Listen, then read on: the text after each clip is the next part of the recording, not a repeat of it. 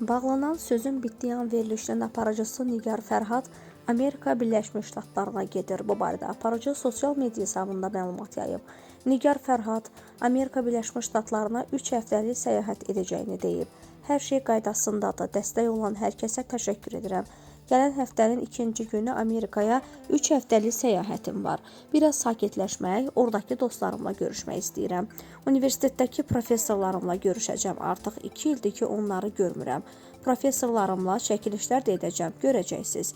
Aparıcı daha sonraki paylaşımında Amerika Birləşmiş Ştatlarında yaşamaq üçün ev axtardığını deyib. İzləyicilərindən bu barədə kömək istəyib. Qeyd edək ki, Nigar Fərhadın aparıcı olduğu verilişdə oğlum olsa ona atası olmayan qız ala bilmərəm açıqlaması cəmiyyətdə ciddi rezonans doğurub.